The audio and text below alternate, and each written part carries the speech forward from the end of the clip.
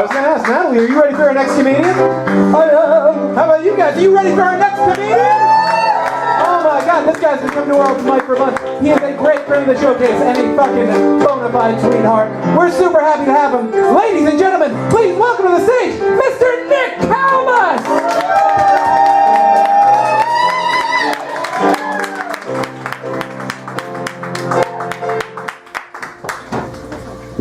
Hello. Thank you guys very much for coming out. Speaking of coming out, I don't know if you know, but yesterday was National Coming Out Day. I actually find that very oppressive because I'm in the closet. I know my facial hair is like channeling the spirit of Freddie Mercury, but like, no homo. I just dress like this because I hear like cool liberal girls with asymmetrical haircuts like it. And I'm just trying to crush that liberal pussy, you know?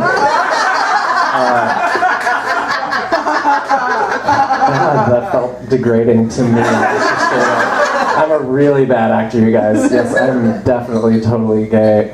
Strictly dickly over here. So, yeah, it's National Coming Out Day. I found it pretty easy, actually, to come out as gay. I found it a little bit more difficult, in fact, to come out as a bear chaser. I don't know if you know what a bear chaser is, but I'll tell you, it's like, if you asked me to pick between Pacey and Dawson, I would probably just be like, no, give me John Goodman from Roseanne season 7.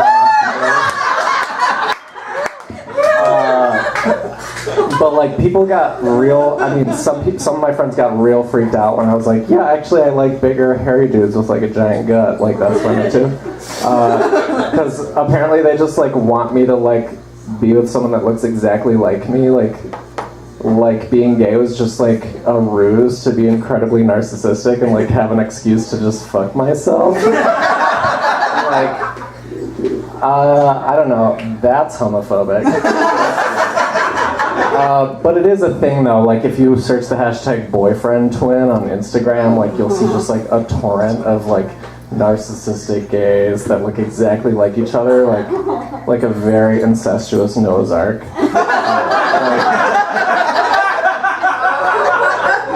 Like, I guess the Republicans were right, like we really did move past gay rights, like straight to incest with a quickness. So yeah, I am gay. I bet it didn't take you very long to realize that I'm a homosexual. I know that like the vocal fry that I give off just kind of like reverberates across an entire room. Like, within a 200-foot radius of me, you're just like, ooh. Like, oh, is it just me or did it get 20 times faggier in here just now? And like, I know it sounds like,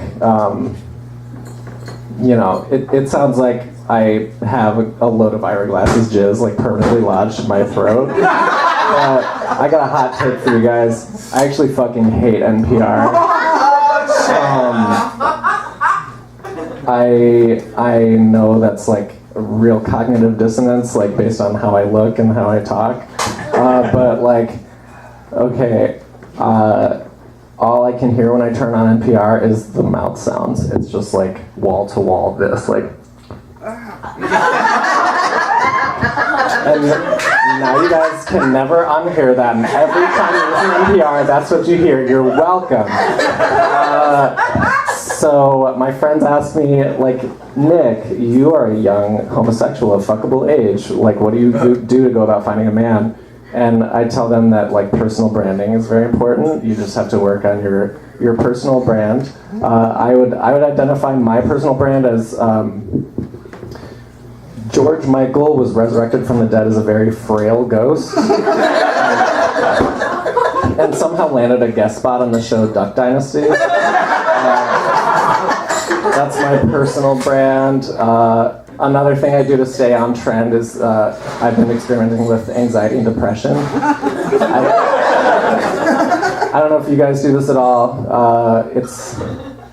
It's pretty cool. All the millennials are doing it. I don't know. It's not working out for me so far. But like anything good, you're not good at it at first. You just gotta kind of stick with it and see where it goes. I don't know. I've been in therapy for a while, for about 1.5 years. It's going really great. So like if you're under 30 and you're looking for a therapist, you pretty much go on psychologytoday.com. I don't know if any of you have been to this wonderful website, but it's pretty much like OkCupid, except there's like a filter for people that take your insurance. So like therapy is a lot like dating these days. Like you just like sort through a bunch of creepos online until you find like a couple of people that you think you seem nice. You play the field for a couple of dates, and then you start to go steady. And then eventually, if it gets really good, you pop the question. I just popped the question to my therapist recently, and she said yes. I feel so lucky. She said yes, you guys. Of course, the question was, do you think I should go up to twice a week?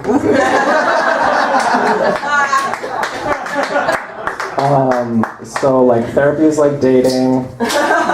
It follows that like, you know, you shouldn't ghost people you date. This is a big concept now, ghosting. By the way, like I was ghosted before anyone knew it was a word. That's how much of a fucking hipster I am. But so you shouldn't ghost your therapist either, and I'll tell you why. It's because earlier this year I was in San Francisco Airport. This will make sense in a second.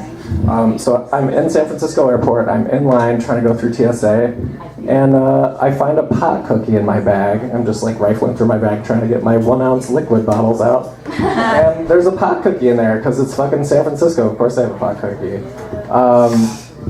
So I'm like, oh, they're gonna find this, like they're gonna cart me away to jail for having a weed cookie. So I like scarf it down really, really quick while I'm in line waiting to get through TSA. And I'm like, all right, I'll be like nice and stoned by the time I'm through this line, and it'll like be really cute, and then I'll just like fall asleep for my entire 4-hour flight home. But I didn't really look at the dosage of the pot cookie. So like, usually it takes you like an hour to get fully acclimated to the high, but like as soon as I get through TSA, I like tie my shoes after I put them, after like, you know, I get through the line, and I'm like fucking stoned out of my fucking gourd. And it's not like cute stoned where you're like, oh, Fish had a couple of good songs.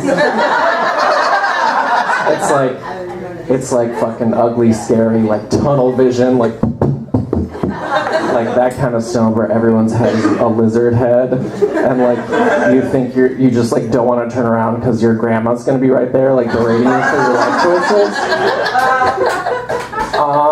And so I'm just like tunnel visioning through like San Francisco Airport. I feel like I see a sign for a yoga room like 17 different times. And then I finally get to my gate, and then like right staring directly in front of me at the gate is a therapist that I had ghosted 2 years earlier because I broke up with my boyfriend and was like, I'm cured! Her name is Leslie. She was like a very a crisp woman of about 70 who wore a lot of Eileen Fisher, as many therapists tend to do. And so I like, as I lock eyes with her, I'm like trying to like rifle through my brain for excuses of like how I'm doing so much better now than when we broke up. Like, but in reality, I'm like dressed like a goth on laundry day. It's like San Francisco, so I probably have like 3 or 4 dudes like loads in my asshole.